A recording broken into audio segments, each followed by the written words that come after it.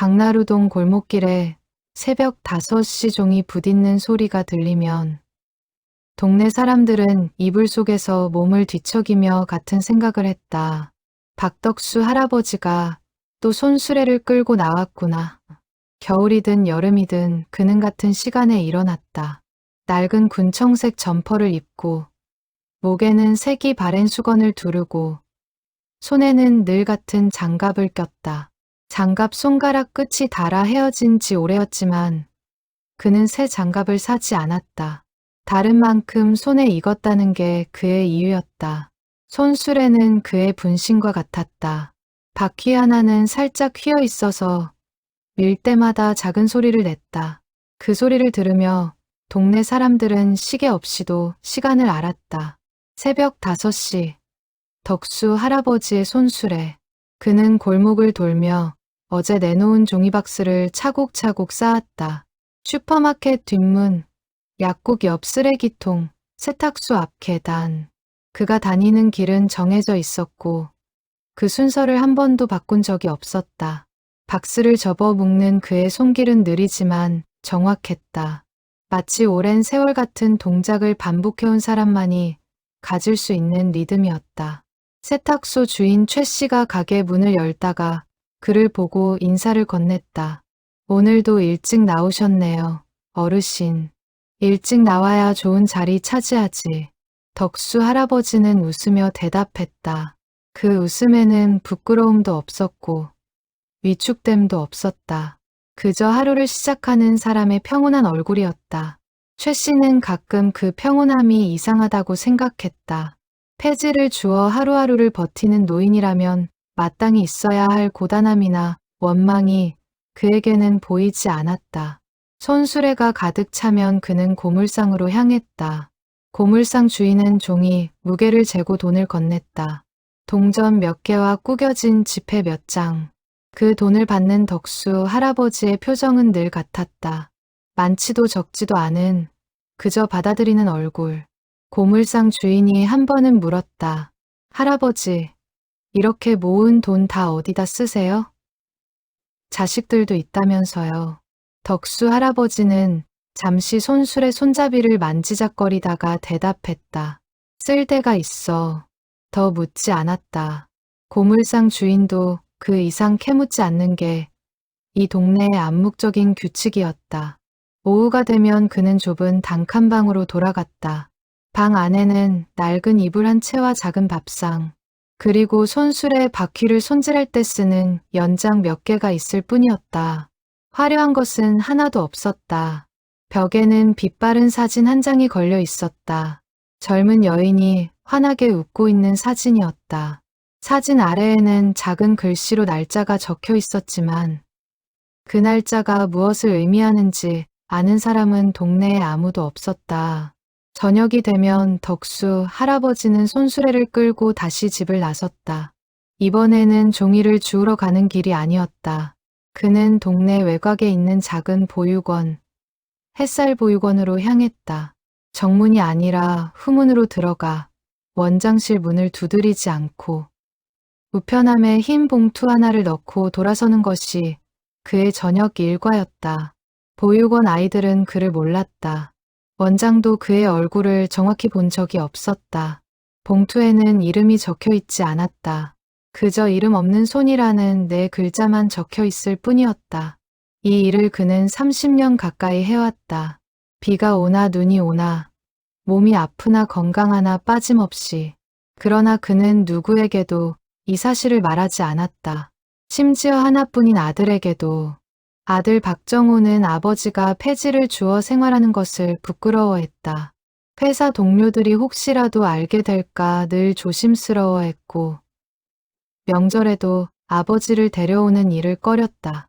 며느리 윤미경은 한술 더 떠 시아버지가 손수레를 끌고 동네를 다니는 모습을 동창회 친구들에게 들킬까봐 노심초사했다. 오직 손녀 서연만이 할아버지를 진심으로 따랐다.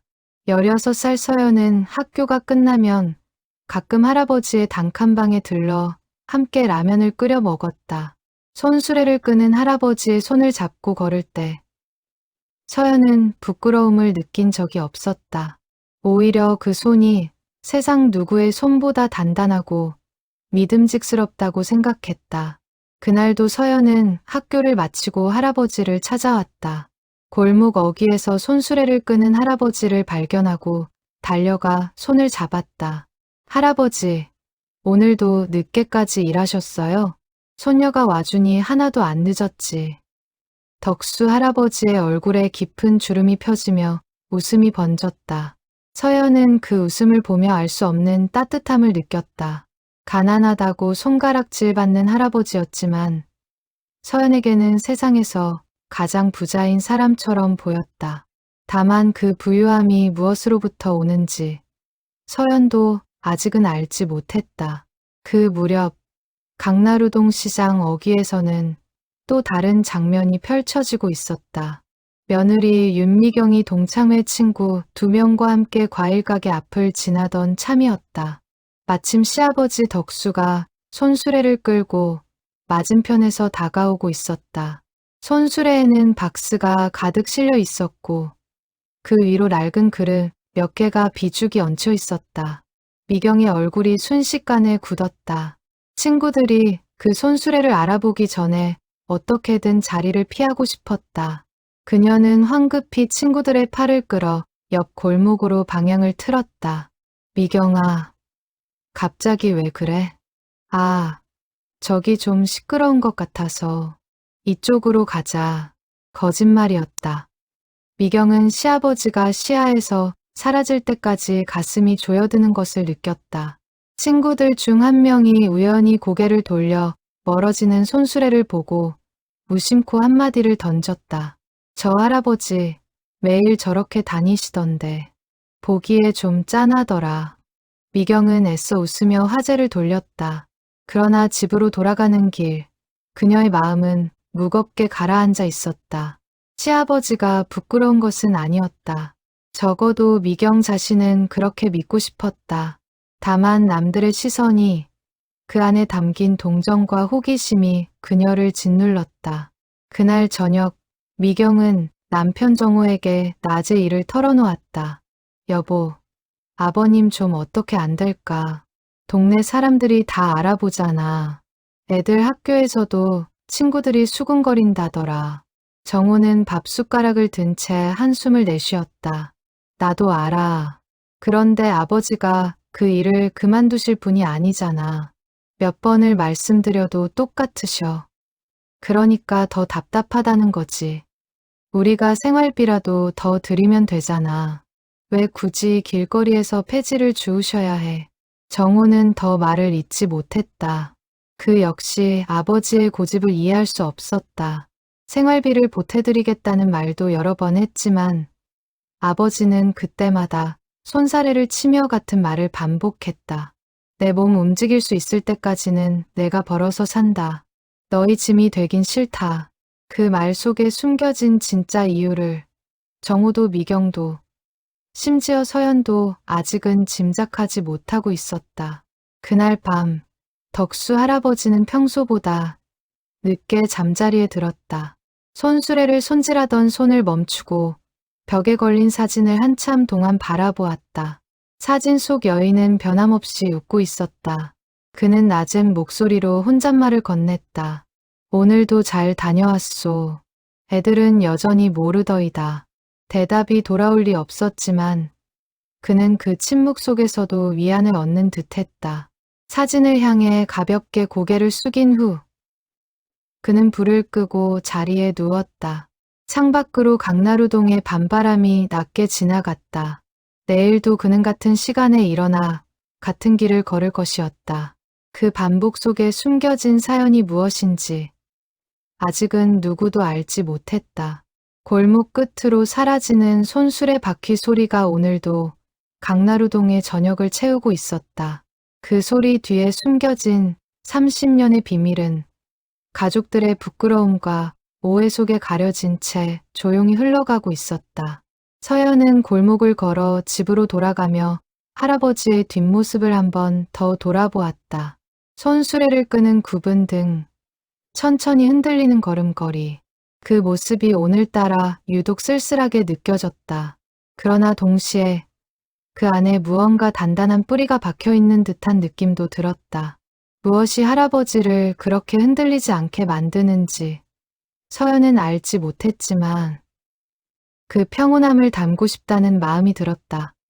집에 도착한 서연은 방에 들어가 일기를 펼쳤다. 그녀는 오늘 있었던 일을 짧게 적었다. 할아버지는 가난해도 늘 평온해 보인다. 그 비밀이 뭔지 언젠가 알게 될 것 같다. 서연은 그 문장을 적으며 자신도 모르게 미소를 지었다.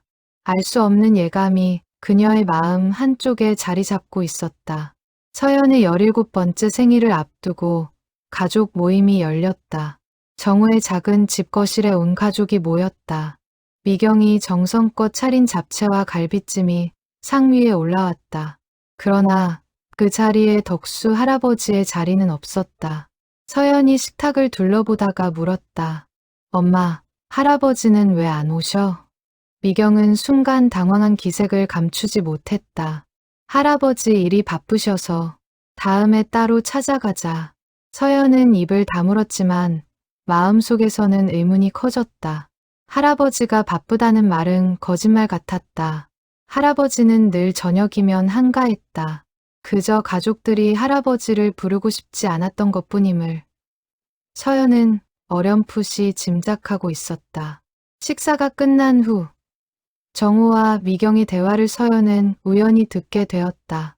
부엌에서 그릇을 정리하던 미경이 낮은 목소리로 말했다. 오늘 같은 날 아버님 모시면 동네방네 다 알게 될 거야. 서연이 친구들도 초대했는데 손수레 끄시는 할아버지 본 애들이 뭐라고 떠들지 몰라. 그래도 손녀 생일인데 정우 씨, 나도 미안한 거 알아. 그런데 어쩔 수 없잖아. 아버님이 그 일을 그만두시면 나도 이렇게까지 안 해. 서연은 부엌 문 앞에서 발걸음을 멈췄다. 가슴 한쪽이 답답하게 조여왔다. 할아버지가 부끄러운 존재로 취급받는다는 사실이 서연에게는 견디기 힘든 일이었다. 할아버지는 자신에게 늘 따뜻한 사람이었고 누구보다 성실한 사람이었다. 그런데 그런 할아버지를 가족이라는 이름으로 웃긴 사람들이 숨기고 싶어 한다는 게 이해되지 않았다. 그날 밤 서연은 몰래 집을 나서 할아버지의 단칸방을 찾아갔다. 문을 두드리자 덕수 할아버지가 반갑게 맞이했다. 이 시간에 무슨 일이냐? 위험하게. 할아버지, 저 그냥 보고 싶어서 왔어요. 서연은 애써 웃으며 안으로 들어갔다. 작은 밥상 위에 라면 2봉지를 올려놓고 끓이며 할아버지와 이런저런 이야기를 나눴다. 그러나 평소와 달리 서연의 표정에는 그늘이 있었다.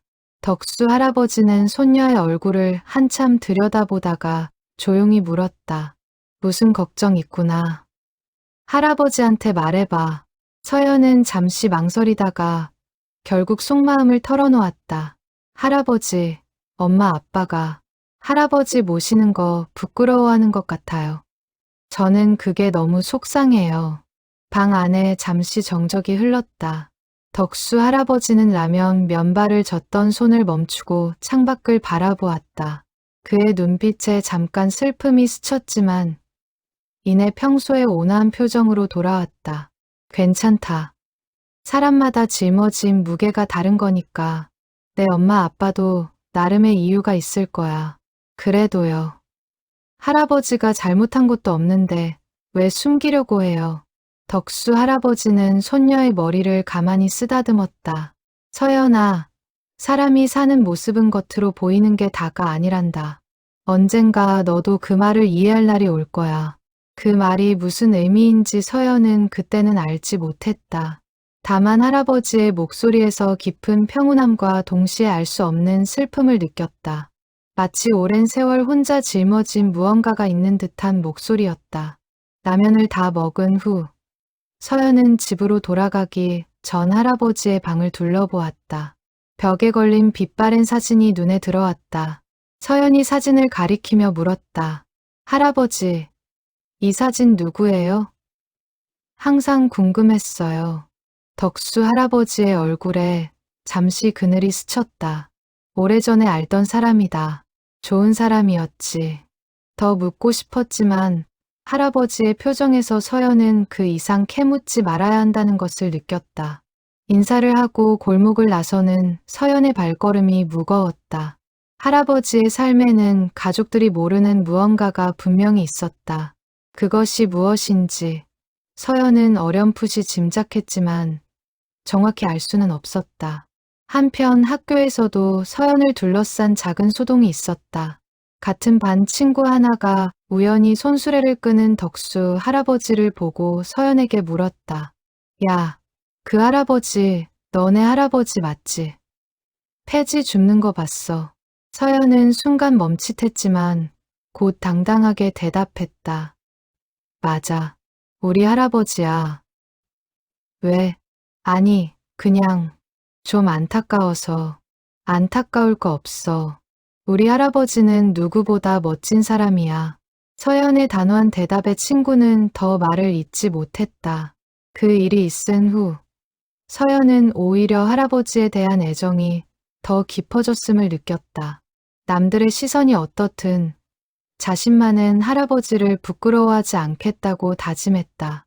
그러나 가족들 사이의 거리는 좀처럼 좁혀지지 않았다. 정호는 회사에서도 행여 아버지의 일이 알려질까 늘 신경을 곤두세웠고 미경은 동창회 모임을 핑계로 점점 더 자주 핑계를 만들어냈다.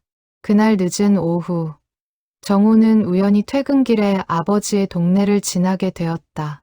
버스 창밖으로 익숙한 손수레가 보였다. 덕수 할아버지가 한 노부인의 짐을 손수레에 실어 골목 끝까지 옮겨주고 있었다. 노부인은 연신 고개를 숙이며 고맙다는 말을 건넸지만 덕수 할아버지는 손사래를 치며 자리를 떴다. 돈을 받는 기색도 없었다. 정호는 버스 안에서 그 모습을 한참 동안 바라보았다. 아버지의 뒷모습에서 무언가 설명할 수 없는 감정이 차올랐다. 부끄러움과 동시에 알 수 없는 존경심 같은 것이었다. 그러나 그 감정은 이내 일상의 무게에 눌려 사그라들었다. 정호는 고개를 돌려 창밖 풍경을 외면했다. 한편 햇살보육원에서는 작은 소동이 있었다. 원장 한정희는 10년 넘게 매달 같은 시기에 도착하는 흰 봉투의 주인을 궁금해했다. 봉투에는 늘 이름 없는 손이라는 글자만 적혀 있었고 봉투 속 금액은 보육원의 운영에 적잖은 도움이 되었다. 한정희는 몇 번이고 직접 우편함 앞에서 기다려본 적이 있었지만 신기하게도 그 시간이면 늘 다른 급한 일이 생겨 자리를 비우게 되었다. 이번에는 마음을 단단히 먹고 저녁 내내 사무실 창가에 앉아 우편함을 지켜보았다. 해가 완전히 저물 무렵 낡은 점퍼를 입은 한 노인이 손수레를 끌고 후문 쪽으로 다가오는 모습이 보였다. 한정희는 숨을 죽이고 자리에서 일어났다.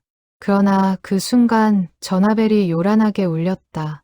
응급으로 아이 하나가 열이 오른다는 보육사의 연락이었다.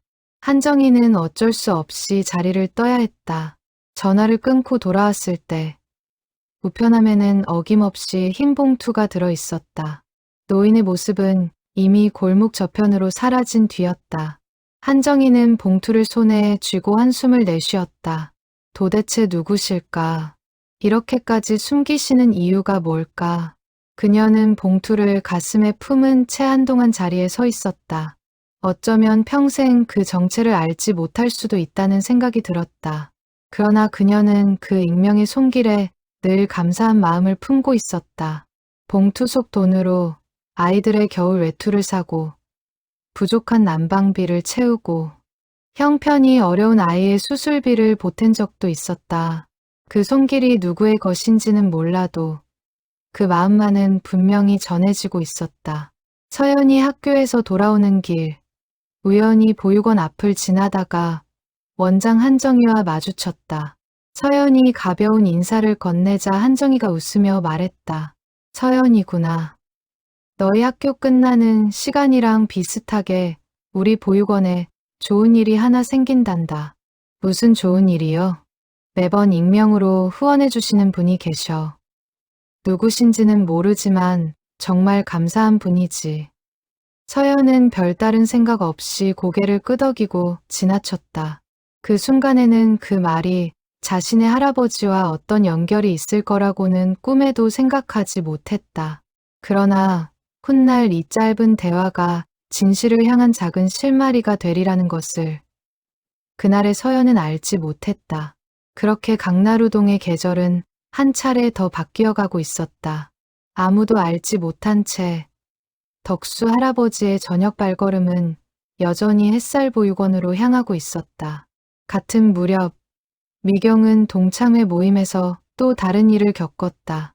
한 친구가 우연히 자신의 시어머니가 운영하는 봉사단체 이야기를 꺼내며 말했다.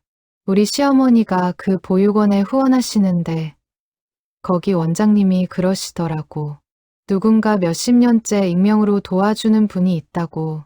진짜 대단하지 않아? 미경은 그 말을 들으며 별 생각 없이 고개를 끄덕였다. 그 순간에는 그 익명의 후원자라는 말이 자신의 시아버지와 연결될 거라고는 상상조차 하지 못했다. 그녀는 그저 부러운 듯 한마디를 덧붙였다. 그런 마음을 가진 분이 계시다니 정말 본받을 만하네. 그 말을 내뱉으면서도 미경은 자신이 매일 마주치는 시아버지의 손수레를 떠올리지 못했다. 진실은 늘 가장 가까운 곳에 있었지만 사람들의 시선은 늘 먼 곳을 향해 있었다. 겨울 초입의 어느 새벽, 강나루동 골목에 평소와 다른 정적이 흘렀다. 5시가 지나도 손수레 바퀴 소리가 들리지 않았다. 세탁소 주인 최 씨는 가게 문을 열며 골목을 둘러보았다. 늘 그 시간이면 보이던 덕수 할아버지의 모습이 보이지 않았다. 이상하다. 오늘은 안 나오셨나? 최 씨는 별일 아니라고 생각하며 가게 안으로 들어갔다. 그러나 정오가 되어도 오후가 되어도 손수레는 골목에 나타나지 않았다. 평소라면 벌써 2~3차례는 골목을 돌았을 시간이었다. 동네 사람들 사이에 작은 불안이 퍼지기 시작했다. 같은 시각 고물상으로 향하던 옆집 청년이 우연히 덕수 할아버지의 단칸방 앞을 지나다가 이상한 낌새를 느꼈다. 방문이 살짝 열려 있었고 안에서 아무 기척도 들리지 않았다. 청년은 조심스레 문을 두드렸다. 할아버지 계세요? 대답이 없었다. 청년은 결국 문을 열고 안으로 들어갔다. 덕수 할아버지가 방바닥에 쓰러져 있었다.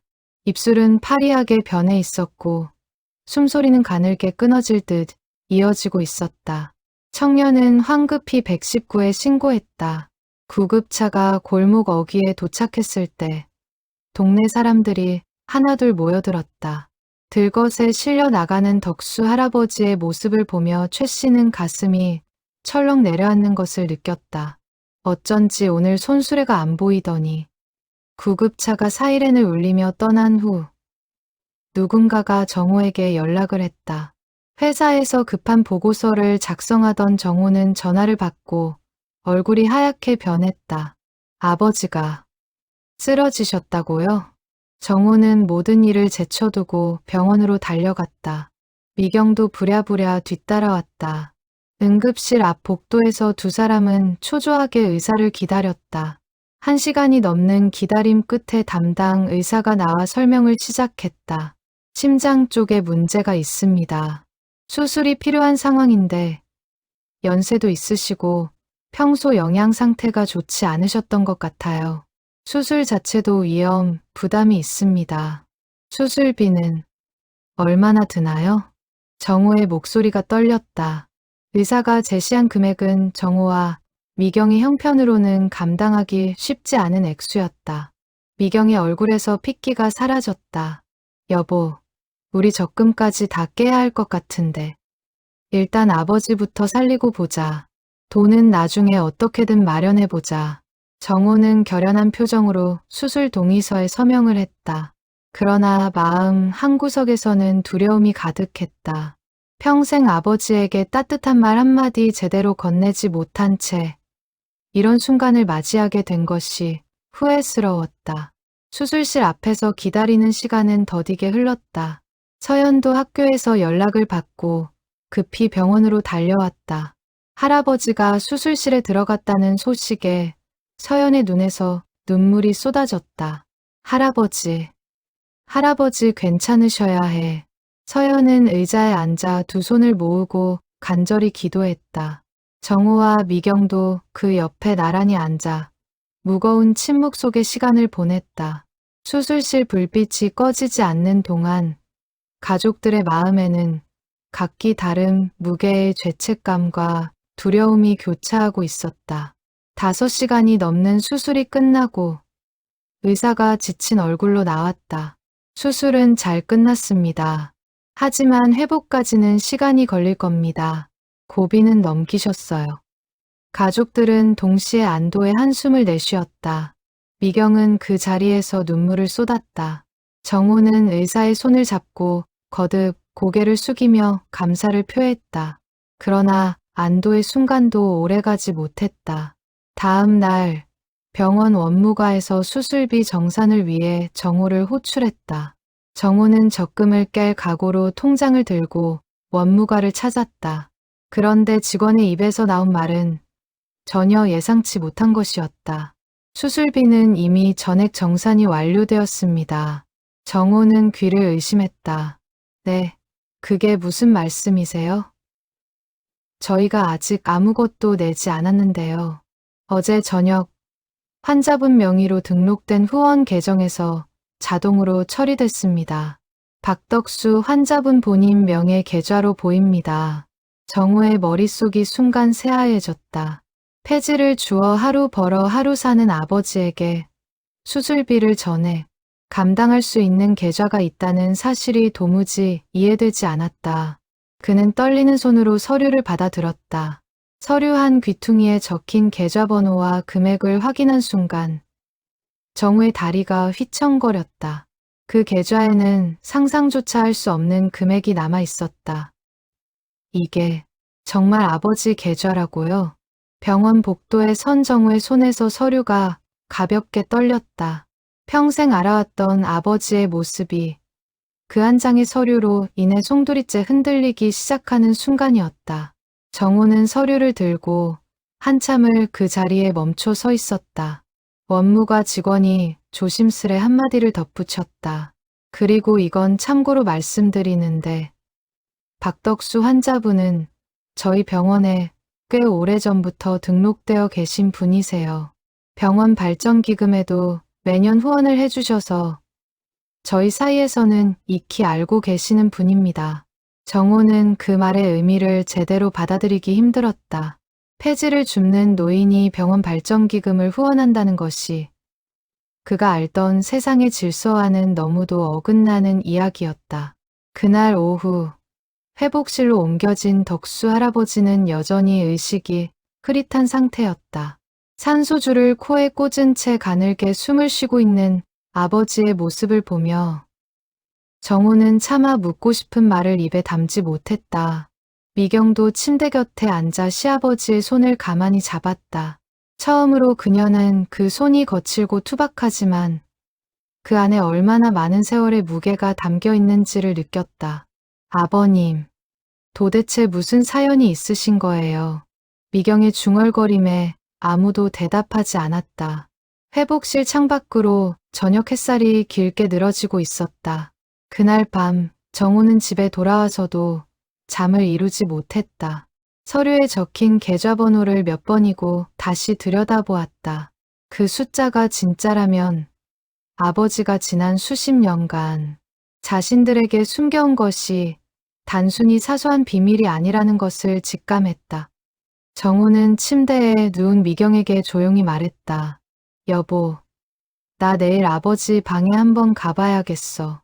뭔가 더 있을 것 같아. 미경은 말없이 고개를 끄덕였다.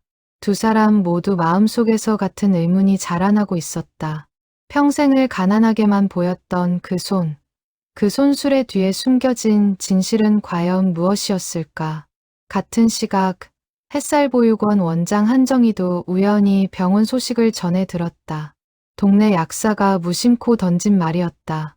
원장님, 그 폐지 줍던 할아버지 쓰러져서 병원 가셨다던데. 동네에서 꽤 유명한 분이잖아요. 한정희의 가슴이 철렁 내려앉았다. 그녀는 곧바로 병원으로 달려가 보고 싶었지만 자신이 누구인지 밝히는 것이 조심스러웠다. 행여 가족들에게 폐가 될까 걱정스러웠던 것이다. 대신 그녀는 병실 앞 복도에서 멀찍이 서서 가족들의 모습을 지켜보다가 조용히 돌아갔다. 아직은 때가 아니라고 생각했다. 강나루동의 밤은 깊어갔지만 한 가족의 마음속에는 잠들지 않는 물음표가 점점 커지고 있었다. 다음 날 아침, 정우는 출근도 미룬 채 다시 병원을 찾았다. 간호사실에 들러 아버지의 상태를 묻자 담당 간호사가 의외의 말을 건넸다. 박덕수 환자분, 저희 병동에서는 다들 좋아하세요. 항상 다른 환자분들 안부도 먼저 물으시고 식사 때마다 옆자리 어르신께 반찬도 나눠주시고요. 연세에 비해 정말 마음이 따뜻하신 분 같아요. 정호는 그 말을 들으며 가슴이 뜨거워졌다. 평생 가난하다고만 여겼던 아버지가 어디서든 그렇게 따뜻한 사람으로 비춰지고 있었다는 사실이 새삼스럽게 다가왔다. 병실 문 앞에 서서 정우는 잠시 마음을 가다듬은 후 안으로 들어갔다. 병실 안에는 미경이 먼저 도착해 있었다. 그녀는 덕수 할아버지의 야윈 손을 가만히 잡고 있었다. 정우가 들어서자 미경이 낮은 목소리로 말했다. 여보, 아버님 아까 잠깐 깨셨었는데 자꾸 손수레 걱정을 하시더라. 누가 손수레 가져다 놨는지 걱정이라고. 정우는 그 말에 마음이 더욱 무거워졌다. 평생 손수레와 함께 살아온 아버지에게 그 손수레는 단순한 생계 도구가 아니라 삶의 일부였다. 그는 조용히 다짐했다. 아버지가 깨어나면 가장 먼저 손수레가 안전하게 있다는 것을 알려드리겠다고. 다음 날 아침, 정우는 미경과 함께 아버지의 단칸방을 찾았다. 방문을 열자 익숙한 냄새가 풍겼다. 낡은 이불, 작은 밥상, 그리고 벽에 걸린 빛바랜 사진까지. 모든 것이 그대로였다. 그러나 이제는 그 평범한 풍경이 예사롭게 보이지 않았다. 정우는 방 안을 천천히 둘러보았다. 평소라면 무심코 지나쳤을 손수레가 방 한쪽 구석에 세워져 있었다. 그는 손수레로 다가가 손잡이를 잡아보았다. 그런데 손잡이 아래 평소에는 눈에 띄지 않던 작은 나무 상자가 손수레 받침대에 고정되어 있는 것이 보였다. 여보, 여기 이상한 게 있어. 미경이 다가와 함께 상자를 살펴보았다. 작은 자물쇠가 걸려 있었다. 정우는 집에서 가져온 펜치로 자물쇠를 조심스레 풀었다.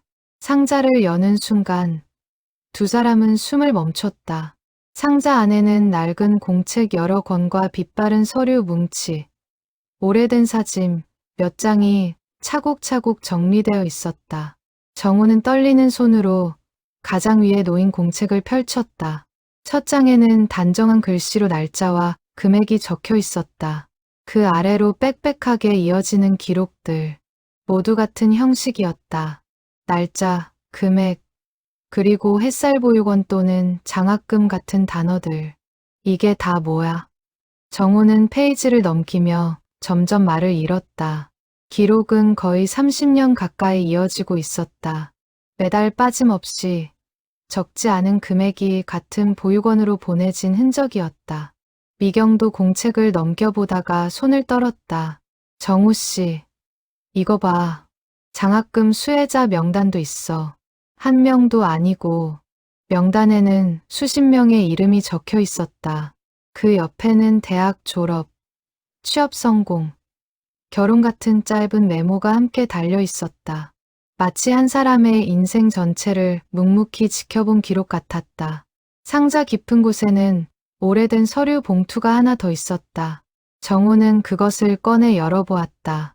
안에는 회사 등기 서류와 매각 계약서가 들어 있었다. 회사명은 대성섬 유상사였다. 정우는 그 이름을 어디선가 들어본 듯한 느낌이 들었지만 정확히 기억나지 않았다. 계약서 마지막 장에는 매각 대금 전액을 특정 재단에 기부한다는 내용의 서약서가 첨부되어 있었다.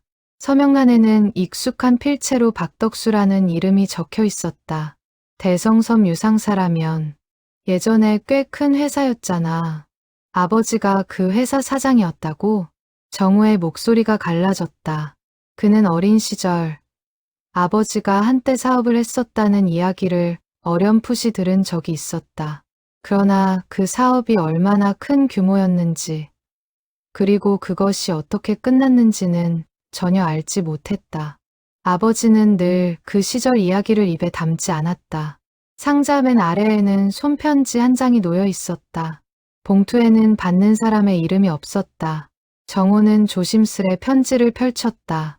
오래되어 종이가 누렇게 변해 있었지만 글씨는 또렷했다. 여보, 내가 떠난 후에도 그 마음 잊지 말아요. 우리가 가진 것은 결국 우리 것이 아니었으니까요. 당신이 그 약속을 지켜준다면 나는 어디서든 웃을 수 있을 것 같아요. 편지의 서명은 순자였다. 정호는 그 이름을 듣는 순간 벽에 걸린 사진 속 여인이 떠올랐다. 어머니가 일찍 돌아가셨다는 것은 알고 있었지만 정호가 너무 어렸을 때의 일이라 얼굴조차 기억나지 않았다. 그 사진 속 여인이 자신의 어머니였다는 사실을 정호는 그제야 어렴풋이 깨닫기 시작했다. 미경은 공책과 편지를 번갈아 보며 눈물을 글썽였다. 정호 씨, 아버님이 그동안 이걸 다 숨기고 사신 거야. 우리한테 짐이 되기 싫다고 하시면서 정작 본인은 이렇게 많은 사람을 돕고 계셨던 거잖아. 정호는 아무 말도 하지 못했다. 가슴 깊은 곳에서 무언가가 무너지는 듯한 충격이 밀려왔다. 평생 부끄럽게만 여겼던 아버지의 손수레가 실은 누구보다 큰 사랑을 실어 나르고 있었다는 사실을 받아들이기가 쉽지 않았다. 그날 오후 서연도 학교를 마치고 할아버지의 방을 찾았다. 부모님이 심각한 표정으로 상자 속 서류를 살펴보고 있는 모습을 보고 서연이 물었다. 엄마, 아빠, 그게 뭐예요? 미경은 잠시 망설이다가 서연에게 공책 한 권을 건넸다. 서연은 페이지를 넘기며 천천히 내용을 읽어 내려갔다. 보육원 이름과 장학금 수혜자들의 이름이 빽빽하게 적힌 공책을 보며 서연의 눈에서도 눈물이 차올랐다. 할아버지가 이렇게 많은 사람을 도와주고 계셨던 거예요. 그런 것 같아. 서연은 문득 보육원 원장 한정희가 했던 말을 떠올렸다. 매번 익명으로 후원해주시는 분이 계신다는 그 말. 봉투에 적혀있던 이름 없는 손이라는 네 글자. 모든 조각이 하나로 맞춰지는 순간이었다. 이름 없는 손. 그게 우리 할아버지였어. 서연의 중얼거림에 방 안에 누구도 더 이상 말을 잇지 못했다. 정호는 공책을 덮고 한참 동안 눈을 감았다. 머릿속에서 희미한 기억 하나가 떠올랐다. 너무 어려서 형체조차 흐릿한 기억이었지만 누군가 자신을 안고 자장가를 불러주던 목소리가 어렴풋이 떠올랐다. 그 목소리의 주인이 어쩌면 이 편지를 쓴 사람, 사진 속 여인일지도 모른다는 생각이 들자 가슴이 먹먹해졌다. 아버지는 한 번도 어머니 얘기를 안 하셨어. 내가 몇 번 물어봤을 때도 그냥 일찍 돌아가셨다고만 하셨거든. 이렇게 마음에 담아두고 사셨을 줄은. 미경이 정우의 손을 가만히 잡았다. 정우 씨, 아버님이 그 모든 세월 동안 혼자 짊어지고 사신 거야. 우리는 그것도 모르고 그냥 부끄럽다고만 생각했고, 정우는 미경의 말에 아무 대답도 하지 못했다. 부끄러움이라는 단어가 이제는 전혀 다른 무게로 다가왔다. 부끄러워해야 했던 것은 아버지가 아니라 어쩌면 자신들이었을지도 모른다는 생각이 들었다. 서연이 조심스레 입을 열었다. 엄마, 아빠, 할아버지 깨어나시면 우리 이거 여쭤봐야 하지 않을까요? 왜 한 번도 말씀 안 하셨는지. 정호는 고개를 끄덕였다. 그래야지. 그런데 뭐라고 여쭤야 할지. 그동안 우리가 아버지께 했던 행동들이 너무 부끄러워서 미경도 깊은 한숨을 내쉬었다. 일단 상자는 그대로 정리해서 다시 가져다 놓자. 아버님이 깨어나시면 우리가 먼저 솔직하게 말씀드리는 게 맞을 것 같아. 세 사람은 공책과 서류를 조심스레 상자에 다시 담았다. 그러나 그 상자를 덮는 손길에는 이전과는 다른 무게가 실려 있었다. 단순한 호기심에서 시작된 발걸음이 이제는 한 사람의 인생 전체를 마주하는 무거운 책임으로 바뀌어 있었다. 방을 나서기 전 정우는 다시 한번 벽에 걸린 사진을 바라보았다. 사진 속 여인의 미소가 이제는 전혀 다른 의미로 다가왔다. 그는 낮은 목소리로 중얼거렸다. 어머니, 이제야 알아봐서 죄송해요. 창밖으로 저물어가는 햇살이 손수레 위로 길게 그림자를 늘어뜨리고 있었다. 그 그림자 속에서 가족들은 비로소 한 사람의 진짜 인생을 마주하기 시작하고 있었다. 방을 나서기 전 미경은 다시 한번 상자를 들여다보다가 공책 사이에 끼워진 작은 메모지를 발견했다. 최근 날짜가 적힌 메모였다. 덕수 할아버지가 병원에 가기 며칠 전에 쓴 듯한 글씨였다. 요즘 몸이 예전 같지 않다. 혹시 내가 갑자기 떠나게 되더라도 이 상자는 정우가 찾을 수 있게 손수레 안에 둔다. 정우야, 너무 늦게 알게 해서 미안하다. 그래도 너와 내 가족이 행복하게 살아준 것만으로 나는 충분했다. 정우는 그 메모를 받으며 한참을 흐느꼈다. 아버지는 이미 자신의 마지막을 어렴풋이 예감하고 있었던 것이다. 그럼에도 누구에게도 그 두려움을 내비치지 않고 묵묵히 손수레를 끌며 하루하루를 살아내고 있었다는 사실이 가슴을 더욱 아프게 했다. 서연도 그 메모를 읽고 한동안 말을 잇지 못했다. 그녀는 조용히 메모를 다시 상자에 넣으며 다짐했다. 할아버지가 의식을 되찾으면 더 이상 혼자 짐을 지지 않게 하겠다고. 50여 년 전 강나루동 작은 포목점 골목에서 박덕수의 청춘이 시작되었다. 그때 그는 25, 가진 것 없이도 눈빛만은 형형한 청년이었다. 시장 한 구석 작은 천 가게에서 점원으로 일하며 밤이면 헌책방에서 빌린 경영서적을 닳도록 읽었다. 사람들은 그를 보고 저러다 헛고생만 하지 하고 혀를 찼지만 덕수는 그 시선에 흔들리지 않았다. 그 무렵 같은 시장 안에 작은 헌종이 가게가 있었다. 폐지를 모아 되팔고 헌책과 헌신문을 정리해 다시 파는 가게였다. 그곳에서 일하던 처녀가 김순자였다. 순자는 부모를 일찍 여의고 보육원에서 자랐다. 17이 되던 해 보육원을 나와 혼자 생계를 꾸려야 했던 그녀는 종이 가게 일을 하며 푼돈을 모아 야간 학교에 다니고 있었다. 덕수와 순자가 처음 마주친 것은 우연이었다. 덕수가 가게에서 쓸 포장지를 사러 종이 가게에 들렀던 날, 순자가 서툰 손길로 종이를 묶다가 끈이 풀려 와르르 쏟아지는 일이 있었다. 덕수는 망설임 없이 다가가 종이를 함께 주워 담았다. 괜찮으세요? 다치진 않으셨어요? 네, 괜찮아요. 감사합니다. 순자의 얼굴이 발갛게 물들었다. 덕수도 괜히 가슴이 두근거려 서둘러 자리를 떴다. 그날 이후 덕수는 일이 끝나면 종종 종이 가게 앞을 지나가곤 했다. 핑계 없이도 자연스럽게 발걸음이 그쪽으로 향했다. 오늘도 일찍 끝나셨네요. 네, 오늘은 좀 한가했어요.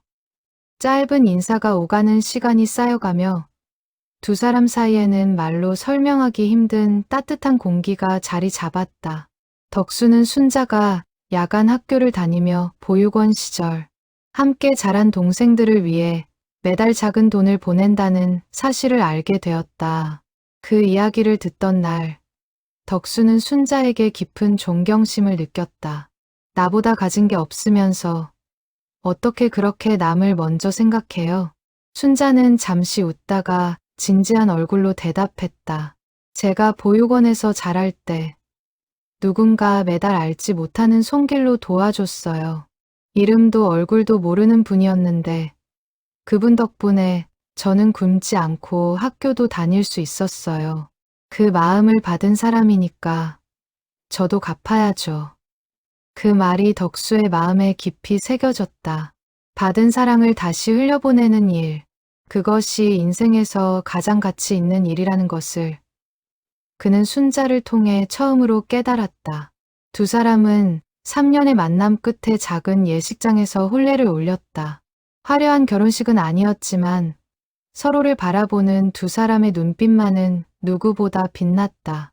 덕수는 혼인 서약을 하며 마음속으로 다짐했다.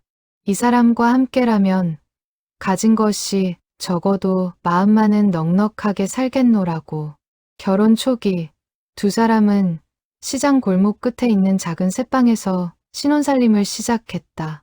방 한 칸에 부엌이 딸린 작은 공간이었지만 두 사람에게는 더없이 따뜻한 보금자리였다. 덕수는 매일 새벽 좌판을 펼치러 나가기 전 순자가 끓여주는 따뜻한 국 한 그릇을 먹고 집을 나섰다. 순자는 그가 나설 때마다 문 앞까지 따라 나와 손을 흔들었다. 오늘도 좋은 하루 보내요. 당신도 너무 무리하지 말고. 소박한 인사였지만 그 인사 속에는 서로를 향한 깊은 믿음이 담겨 있었다. 어느 날 좌판 장사가 유난히 잘 되어 평소보다 많은 돈을 번 덕수는 신이 나서 집으로 돌아왔다. 그는 순자에게 비단 1,000한 자락을 선물로 내밀었다. 오늘 장사가 잘 돼서 당신 옷 한 벌 해 입으라고 샀어. 순자는 천을 받아들고 한참을 들여다보다가 조심스레 말했다. 여보, 이 천 팔면 얼마나 받을 수 있을까요? 그 돈이면 보육원, 아이들 신발을 몇 켤레는 살 수 있을 것 같은데. 덕수는 순간 멍해졌지만 이내 웃음을 터뜨렸다. 역시 당신은 당신답네. 그래, 그럽시다. 그렇게 비단 1,000은 다시 시장에 되팔려 보육원 아이들의 신발이 되었다. 덕수는 그 일을 겪으며 자신이 평생 함께할 사람의 마음이 얼마나 깊은지 다시 한번 깨달았다. 결혼 후 덕수는 천가게 점원 생활을 그만두고 작은 자본으로 직접 천을 떼다 파는 일을 시작했다. 시장 골목 한 귀퉁이에서 시작한 작은 좌판이었다. 순자는 낮에는 여전히 종이 가게 일을 도왔고 밤이면 덕수의 장부를 정리해 주었다. 두 사람은 가난했지만 하루하루가 충실했다. 덕수의 사업은 더디지만 꾸준히 자리를 잡아갔다. 정직한 거래와 성실한 태도가 입소문을 타면서 거래처가 하나둘 늘었다. 몇 해가 지나자 작은 좌판은 어엿한 점포로 바뀌었고 점포는 다시 작은 무역회사로 성장했다. 회사 이름은 대성섬 유상사라고 지었다. 큰 별처럼 멀리까지 빛나는 회사가 되길 바라는 마음을 담은 이름이었다. 회사가 커지는 동안에도 두 사람의 생활은 크게 달라지지 않았다. 순자는 형편이 넉넉해진 후에도 종종 보육원을 찾아가 아이들의 옷가지를 손질해주고 명절이면 음식을 손수 장만에 들고 가곤 했다. 덕수는 그런 순자의 모습을 볼 때마다 가슴 깊이 사랑이 차오름을 느꼈다. 여보, 우리 형편도 이제 좀 폈으니 보육원에 정기적으로 후원이라도 하면 어떨까요? 순자의 제안에 덕수는 망설임 없이 고개를 끄덕였다. 당신 생각이 늘 맞았으니까 그렇게 합시다.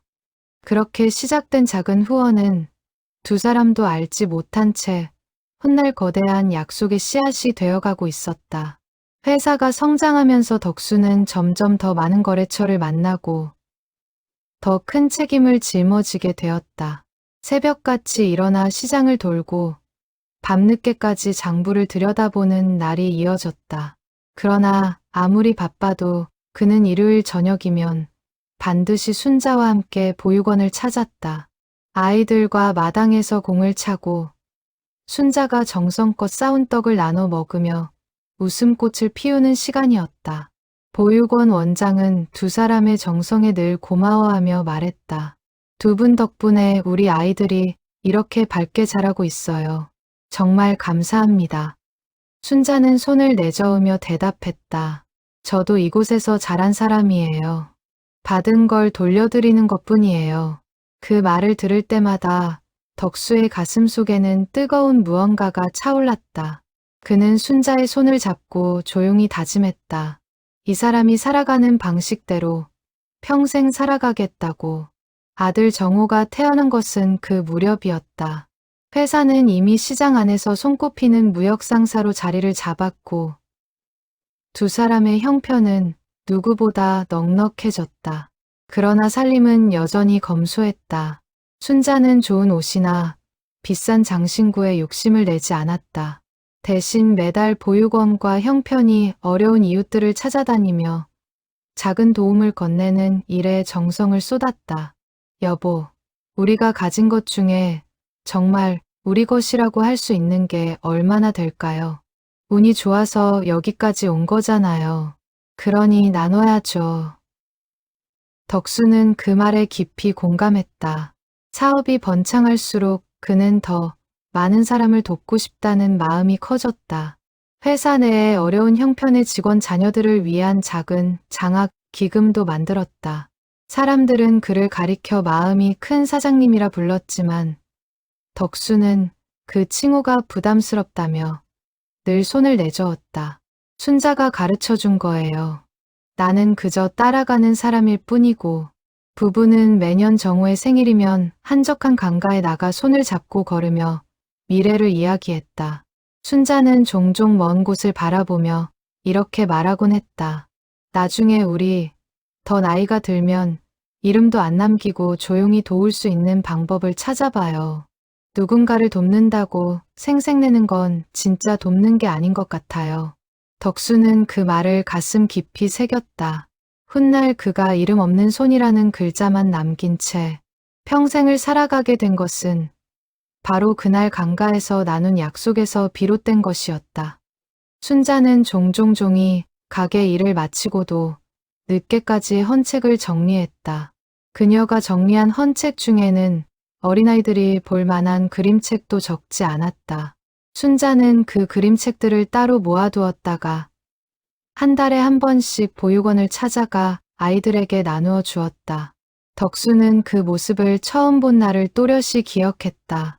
이 책들 다 팔면 돈이 될 텐데 왜 그냥 나눠주는 거예요? 돈보다 더 값진 게 있으니까요. 이 아이들한테는 이 책 한 권이 세상을 보는 창문이 될 수도 있어요. 그 대답을 듣던 날 덕수는 순자라는 사람의 그릇이 자신보다 훨씬 크다는 것을 깨달았다.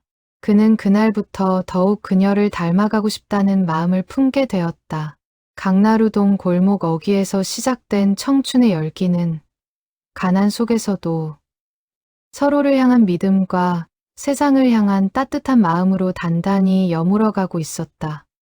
정호가 8살이 되던 해 겨울, 순자의 건강에 이상이 생겼다. 평소 잔병치레가 거의 없던 그녀였기에 처음에는 단순한 감기로 여겼다. 그러나 기침이 한 달 넘게 이어지자 덕수는 불안한 마음에 큰 병원으로 그녀를 데려갔다. 검사 결과를 들으러 가는 길, 두 사람은 손을 꼭 잡고 있었다. 의사의 설명이 길어질수록 덕수의 얼굴은 점점 굳어갔다. 폐 깊숙한 곳에 자리한 병은 그 시절의 의학으로는 손쓰기 어려운 상태였다. 얼마나 시간이 있을까요? 덕수의 목소리가 가늘게 떨렸다. 의사는 조심스레 몇 개월이라는 짧은 시간을 이야기했다. 진료실을 나서는 덕수의 다리가 휘청거렸다. 순자는 오히려 담담한 얼굴로 그의 손을 다잡았다. 여보, 너무 슬퍼하지 말아요. 나는 괜찮아요. 어떻게 괜찮을 수가 있어. 당신이 없으면 나는. 정호도 있고 당신도 강한 사람이잖아요. 그러니까 약속 하나만 해줘요. 순자는 그날부터 자신의 마지막을 차분히 준비하기 시작했다. 통증이 심해지는 날에도 그녀는 정호를 위해 동화책을 읽어주었고 덕수를 위해 손수 짠 목도리를 완성하려 애썼다. 병상에 누운 날이 길어지면서도 그녀의 눈빛에는 흔들림이 없었다. 봄이 오기 전 어느 새벽, 순자는 덕수의 손을 꼭 잡고 마지막 말을 건넸다. 여보, 우리가 가진 것들 다 나눠줘요. 회사도, 돈도 다요. 그게 우리가 진짜 가치 있게 쓸 수 있는 방법이에요. 그리고 절대 이름은 남기지 말아요. 그냥 조용히 따뜻하게요. 여보, 그렇게까지 안 해도 약속해줘요. 나 이거 하나만 듣고 편히 갈 수 있을 것 같아요. 덕수는 차마 말을 잇지 못하고 그녀의 손을 더욱 꼭 쥐었다. 눈물이 그의 뺨을 타고 흘러내렸다. 약속할게. 무슨 일이 있어도 약속 지킬게. 순자는 희미하게 웃었다. 그 웃음이 그녀가 보여준 마지막 미소였다. 며칠 후 순자는 조용히 눈을 감았다. 덕수는 그녀의 손을 놓지 못한 채 한참을 그 자리에서 움직이지 못했다. 장례를 치른 후 덕수는 한동안 모든 일에서 손을 놓았다. 회사 일도 직원들에게 맡긴 채 방 안에 틀어박혀 지냈다. 어린 정우를 돌보는 일조차 힘에 겨운 날들이 이어졌다. 그러나 시간이 흐르면서 그는 순자가 남긴 마지막 약속을 떠올리기 시작했다. 그래, 약속을 지켜야지. 순자가 원했던 대로 덕수는 회사를 정리하기로 결심했다. 오랜 세월 함께 일해온 직원들의 고용을 보장하는 조건으로 회사를 다른 기업에 매각했다. 매각 대금은 변호사를 통해 익명의 재단으로 전달되도록 조치했다. 그 재단의 첫 사업이 바로 햇살보육원에 대한 정기적인 후원이었다. 매각 협상 과정은 순탄치 않았다. 인수를 원하는 기업 측에서는 직원 고용 보장 조건을 받아들이지 않으려 했고, 덕수는 몇 달에 걸쳐 끈질기게 협상에 매달렸다. 변호사가 그냥 좋은 조건으로 빨리 정리하시는 게 낫지 않겠습니까? 라고 권했지만 덕수는 단호하게 말했다. 직원들 한 명도 길거리에 나앉게 하고 싶지 않습니다. 그 조건이 받아들여지지 않으면 매각하지 않겠습니다. 결국 그의 고집은 받아들여졌다. 모든 직원이 새 회사로 고용이 승계되었고 그제야 덕수는 마음 편히 회사를 떠날 수 있었다. 주변 사람들은 그의 결정을 이해하지 못했다. 친척들은 그 많은 재산을 다 내놓는 게 말이 되느냐며 만류했고 사업 동료들은 미쳤다는 말을 거리낌 없이 내뱉었다. 그러나 덕수의 결심은 흔들리지 않았다. 이건 내 것이 아니었어요. 그저 잠시 맡아 있던 것뿐이에요. 그는 회사를 정리한 후 남은 생활비만 따로 떼어두고 나머지는 모두 약속한 대로 흘려보냈다. 그러나 시간이 지나면서 그 생활비조차 점점 보육원과 어려운 이웃들을 위해 흘러나가기 시작했다. 정우가 자라는 동안 덕수는 어린 아들에게 검소한 삶을 가르쳤다. 풍족하게 자랐다면 가졌을 법한 것들을 정우에게 주지 않은 것은 아들을 사랑하지 않아서가 아니라 순자와의 약속을 지키기 위해서였다. 그러나 그 깊은 이유를 정우에게 자세히 설명한 적은 없었다. 어린 아들이 그 무게를 짊어지게 하고 싶지 않았던 것이다. 대신 덕수는 묵묵히 자신만의 방식으로 약속을 지켜나갔다. 폐지를 주어 손수생계를 이어가며 남은 작은 돈조차 보육원으로 흘려보내는 30년의 세월이 바로 그 새벽의 약속에서 시작된 것이었다. 세월이 흐르며 정호는 아버지가 왜 그렇게 검소하게 때로는 고집스럽게 사는지 이해하지 못했다. 그러나 그 모든 선택의 뿌리에는 죽어가는 아내의 손을 잡고 했던 한 남자의 약속이 자리하고 있었다. 회사를 정리하고 몇 해가 지난 어느 날 덕수는 문득 순자가 청춘 시절 일했던 헌종이 가게를 떠올렸다. 가진 것 없던 그녀가 매일 새벽 종이를 정리하며 나간 학교 학비를 모으던 그 시절, 그 모습이 그에게는 세상 누구보다 아름다운 기억으로 남아 있었다. 순자가 살았던 방식대로 살아보자. 그래야 그 사람 곁에 더 가까이 있는 것 같을 거야. 덕수는 남은 생활비마저 점점 줄여가며 손수 폐지를 모아 생계를 잇는 삶을 선택했다. 사람들은 그가 사업의 실패에 몰락한 것으로 짐작했지만 사실 그것은 그가 스스로 선택한 길이었다. 화려했던 사업가의 삶을 버리고 아내가 가장 빛나던 시절의 모습을 따라가는 것. 그것이 그가 그녀를 추억하는 방식이었다. 친척들은 그의 선택을 끝내 이해하지 못했다. 한 친척 어른은 명절마다 찾아와 같은 말을 되풀이했다. 덕수야, 그 많던 재산 다 어디다 쓰고 이렇게 사느냐. 정우 생각도 해야지. 덕수는 그저 웃으며 손을 내저었다. 저는 이렇게 사는 게 편합니다. 정우도 제 나름의 인생을 살면 됩니다. 그러나 정우가 자라면서 아버지의 가난한 생활은 점점 더 깊은 그늘이 되었다. 친구들 사이에서 형편이 어려운 집 아이로 비춰지는 일이 잦아졌고 정우는 그 시선을 견디기 힘들었다. 어린 정우가 한 번은 울먹이며 물은 적이 있었다. 아버지, 우리는 왜 이렇게 가난해요? 친구들은 다 좋은 옷 입고 다니는데 덕수는 아들의 머리를 쓰다듬으며 짧게 대답했다. 가난한 게 아니다. 그저 가진 걸 나누고 사는 거란다.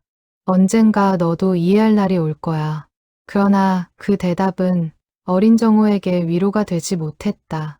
오히려 알 수 없는 원망과 부끄러움만 가슴에 쌓여갔다. 덕수는 그 마음을 모르지 않았지만 순자와의 약속을 지키기 위해 묵묵히 참아냈다.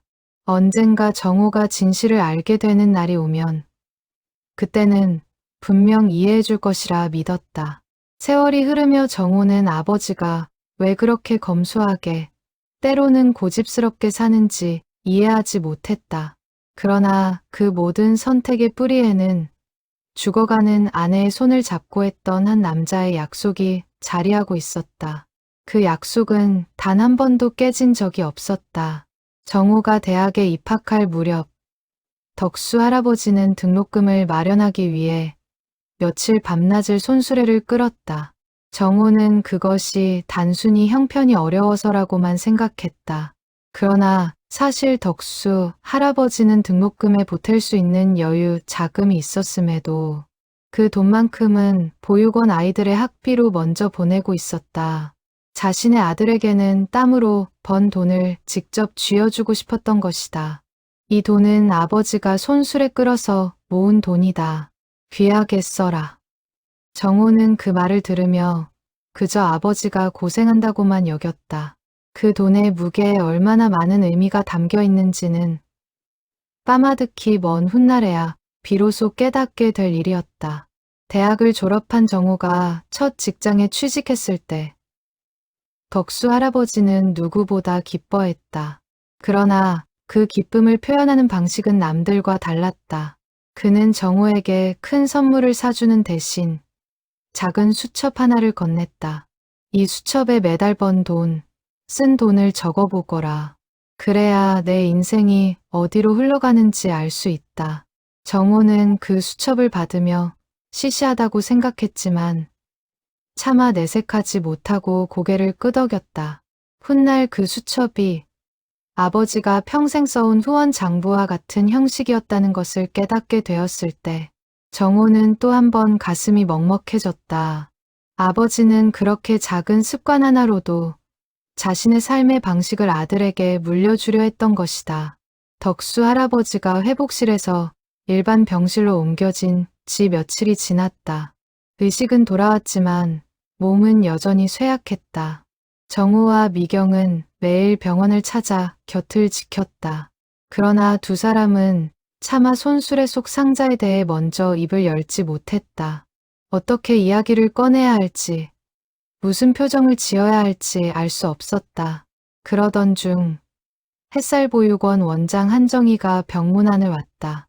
정우는 처음에는 의아했지만 한정희가 침대 곁에서 덕수 할아버지의 손을 잡으며 건넨 말에 모든 것이 분명해졌다. 어르신, 이제는 더 숨기지 않으셔도 될 것 같아요. 병원 측에서 후원자 명의를 확인하는 과정에서 어르신 성함이 나왔다고 연락을 주셨어요. 덕수 할아버지의 얼굴에 짧은 당황이 스쳤다. 그는 힘없이 웃으며 대답했다. 이렇게 들킬 줄은 몰랐는데. 한정희 눈에서 눈물이 흘렀다. 어르신, 그동안 정말 감사했습니다. 저희 아이들 중에 어르신 도움으로 대학 간 아이가 몇인지 모릅니다. 작년에 결혼한 영주도, 올해 임용고시 붙은 재민이도 다 어르신 덕분이에요. 정우와 미경은 그 자리에서 굳은 듯 서 있었다. 막연하게 짐작했던 사실이 다른 사람의 입을 통해 확인되는 순간 그 무게가 더욱 또렷하게 다가왔다. 정우는 떨리는 목소리로 물었다. 아버지, 그동안 왜 한 번도 말씀 안 하셨어요? 저희가 알았으면. 덕수 할아버지는 천천히 고개를 저었다. 알았으면 뭐가 달라졌겠느냐. 그저 짊어지고 가는 게 맞다고 생각했다. 내 어머니와 한 약속이었으니까. 어머니와의 약속이요? 덕수 할아버지는 잠시 숨을 고르고 그날의 이야기를 천천히 풀어놓기 시작했다. 순자가 떠나기 전 남긴 마지막 말. 회사를 정리하고 모든 것을 흘려보내기로 한 결심. 그리고 순자가 가장 빛났던 시절을 따라 살고자 했던 마음까지. 병실 안에는 깊은 침묵이 흘렀다. 정우는 눈물을 참지 못하고 고개를 떨궜다. 아버지. 저는 그것도 모르고 아버지를 부끄러워했어요. 죄송해요. 부끄러워한 것도 이해한다. 보이는 것만 보면 그럴 수밖에 없는 거니까. 미경도 침대 곁에 무릎을 꿇듯 다가가 덕수 할아버지의 손을 잡았다. 아버님, 저도 정말 죄송했어요. 제가 너무 좁은 마음으로 아버님을 대했어요. 덕수 할아버지는 두 사람의 손을 가만히 마주 잡았다. 괜찮다. 이제라도 알았으니 됐다. 병실을 나서기 전 정우는 휴대폰을 꺼내 사진첩을 들여다보았다. 며칠 전 손수레 상자에서 발견한 어머니의 편지를 사진으로 찍어둔 것이었다. 그는 그 사진을 한참 들여다보다가 처음으로 누군가에게 보여주고 싶다는 생각이 들었다. 그는 회사 동료들과의 단체 채팅방에 짧은 글을 남겼다. 저희 아버지가 평생 숨기며 살아오신 이야기가 있습니다. 부끄러운 게 아니라 자랑스러운 일이었다는 걸 이제야 알았어요. 답장이 하나둘 달리기 시작했다. 대부분 진심으로 응원하고 감동했다는 내용이었다. 정호는 그 답장들을 읽으며 그동안 자신을 짓눌렀던 보이지 않는 무게가 조금씩 가벼워지는 것을 느꼈다. 그 무렵 병원 안에서는 또 다른 소문이 퍼지기 시작했다. 간호사들 사이에서 그리고 입원실을 오가는 환자 가족들 사이에서 폐지. 죽던 할아버지가 알고 보니 큰 부자였다더라는 이야기가 돌기 시작했다.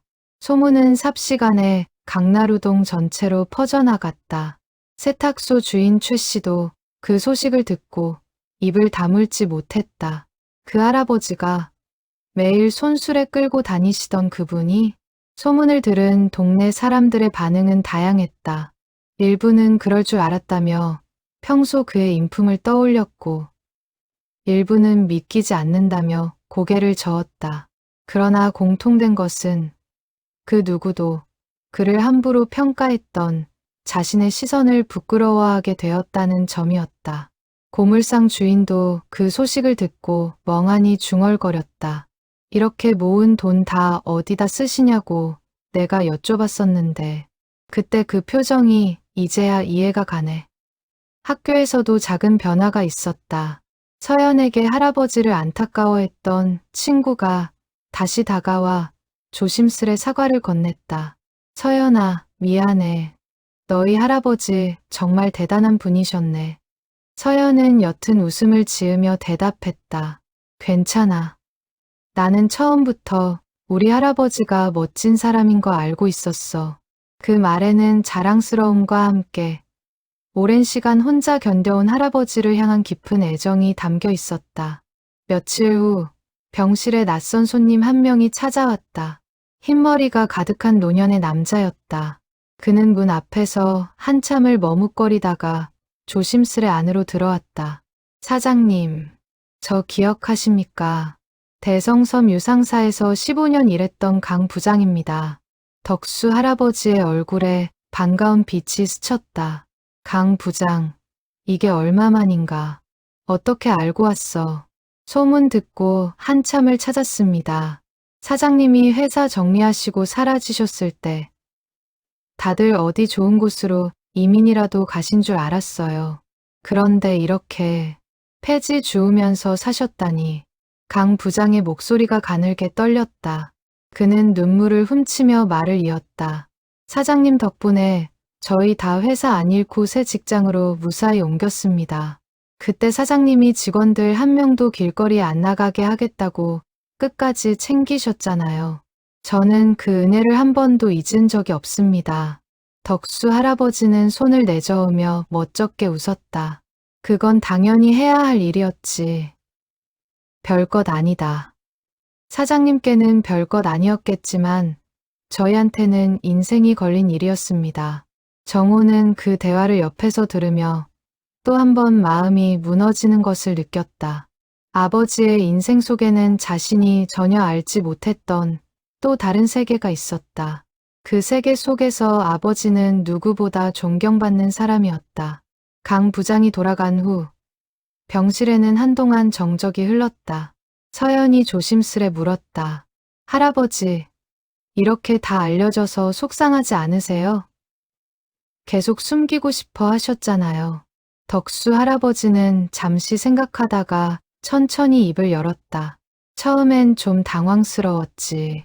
그런데 이제 와서 생각해보니 어쩌면 이것도 괜찮은 것 같다. 너희가 이제라도 할머니 마음을 알게 됐으니까 그게 더 중요한 거지. 할머니요? 그래. 이건 내가 잘해서 한 일이 아니다. 다 너희 할머니가 가르쳐준 마음이야. 나는 그저 그 마음을 따라간 것뿐이고. 서연의 눈에 눈물이 차올랐다. 한 번도 본 적 없는 할머니였지만 그 마음만은 손녀의 가슴 속에 깊이 스며들고 있었다. 그날 밤 가족들이 모두 돌아간 후에도 정호는 병실에 남아 아버지 곁을 지켰다. 그는 한참을 망설이다가 조심스레 물었다. 아버지, 그동안 저희한테 한 번도 힘들다는 말씀을 안 하셨잖아요. 정말 한 번도 후회한 적 없으세요? 그 많은 재산을 다 내놓으신 거요. 덕수 할아버지는 천천히 고개를 저었다. 후회한 적은 없다. 다만 가끔 외로웠던 적은 있었지. 너희한테 다 말하고 싶을 때도 있었어. 하지만 그러면 너희가 짐을 같이 지게 될까봐. 그게 더 걱정이었다. 짐이라고 생각하실 필요 없었는데요. 저희가 진작 알았다면 더 빨리 함께 할 수 있었을 텐데. 그래도 이렇게 알게 된 시기도 나쁘지 않은 것 같다.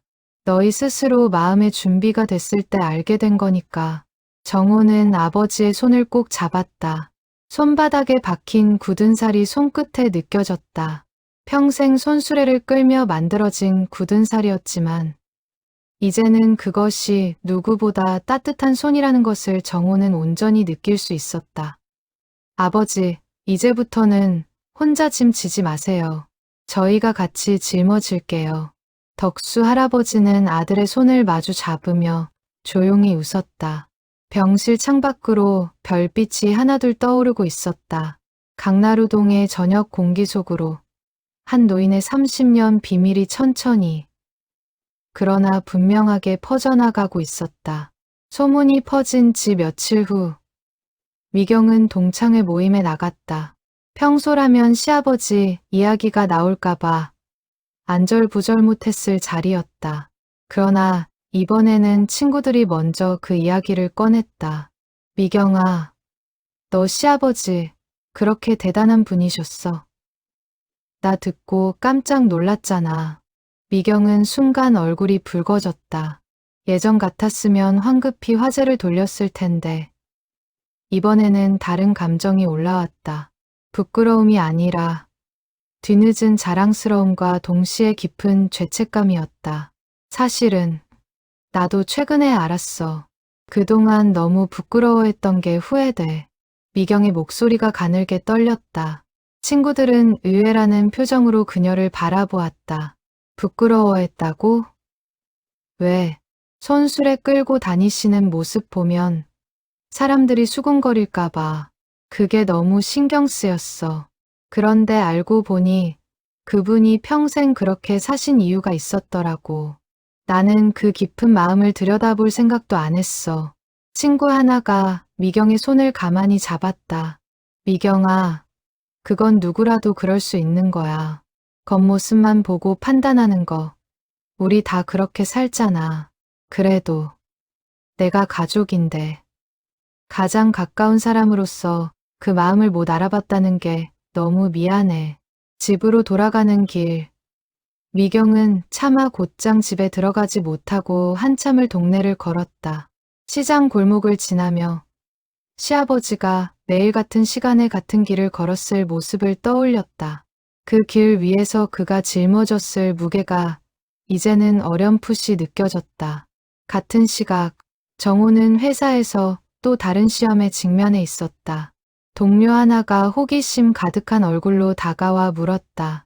정우 씨, 듣자 하니 아버님이 옛날에 그 대성섬 유상사 사장님이셨다며요. 그 회사 꽤 유명했었잖아요. 정우는 예전처럼 그 질문을 피하지 않았다. 오히려 담담하게 고개를 끄덕였다. 맞아요. 그리고 그 후에도 평생 좋은 일 하시면서 사셨어요. 저는 그것도 모르고 부끄러워했던 게 너무 죄송해요. 동료는 잠시 놀란 표정을 짓더니 진심을 담아 말했다. 그런 아버님이 계시다는 게 오히려 자랑스러운 일이네요. 정호는 그 말에 처음으로 마음이 편안해지는 것을 느꼈다.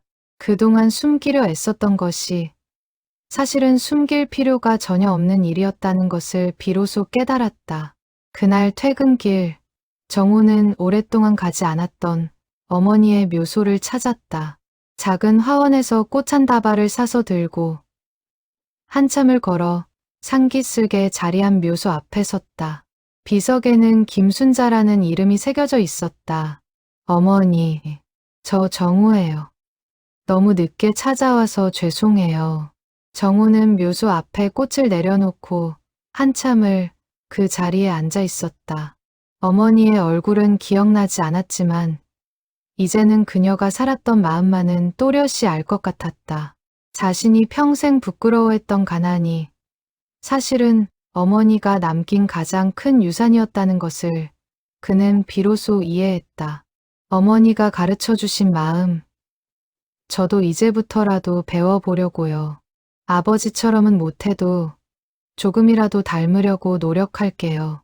해가 저물어가는 산기슭에서 정우는 오랫동안 마음에 담아두었던 무게를 조금씩 내려놓고 있었다.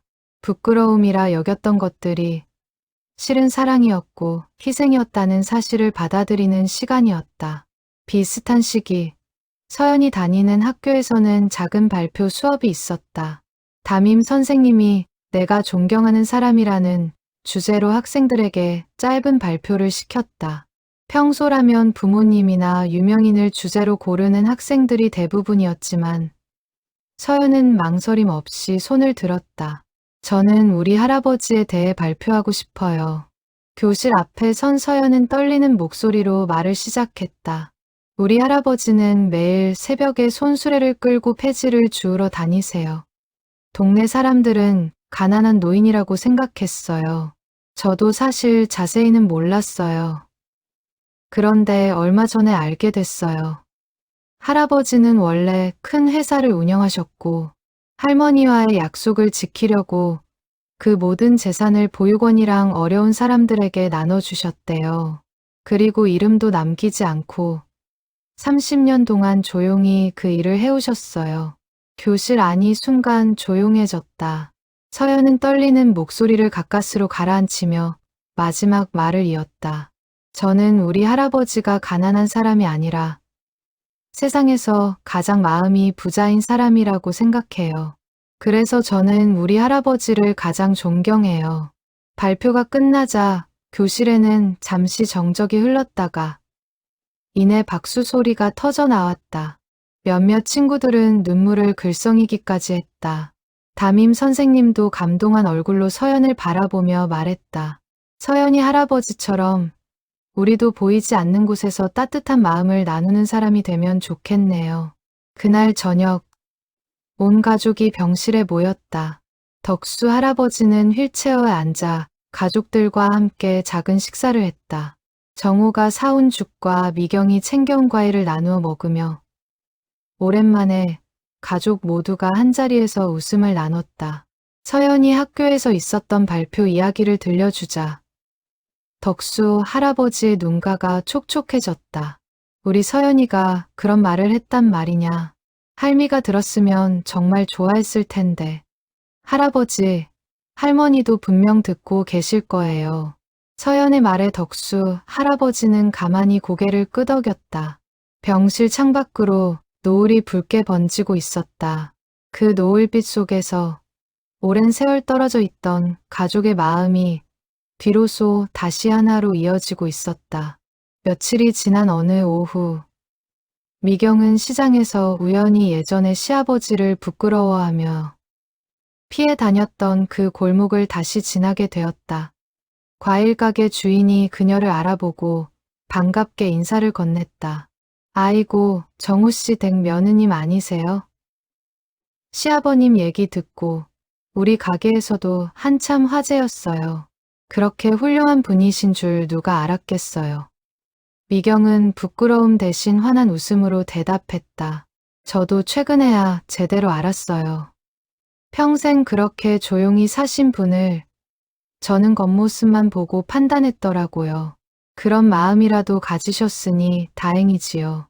사람이 살면서 가장 어려운 게 자기 잘못을 인정하는 거잖아요. 미경은 그 말에 깊이 공감했다. 시장을 나서는 그녀의 발걸음이 예전보다 한결 가벼워져 있었다. 더 이상 누군가의 시선을 피해 골목을 돌아갈 필요가 없었다. 오히려 그녀는 이제 당당하게 그 길을 걸을 수 있었다. 집으로 돌아온 미경은 정호에게 그날의 일을 이야기하며 웃음을 지었다. 여보, 이상하게 마음이 너무 편해. 그동안 내가 얼마나 쓸데없는 걸로 마음을 졸이며 살았는지 이제야 알겠어. 정호도 미경의 손을 잡으며 고개를 끄덕였다. 우리 이제부터라도 아버지처럼 보이는 것보다 마음을 먼저 보는 사람으로 살아보자. 두 사람은 그렇게 서로의 손을 맞잡은 채 창밖으로 저물어가는 하루를 바라보았다. 가족의 마음 속에서 오랜 부끄러움이 서서히 자랑스러움으로 바뀌어가고 있었다. 그날 밤, 미경은 서연의 방문을 두드렸다. 딸과 마주 앉은 그녀는 처음으로 솔직한 마음을 털어놓았다. 서연아, 엄마가 그동안 할아버지 일로 너한테 상처 줬던 거 다 알아. 미안해.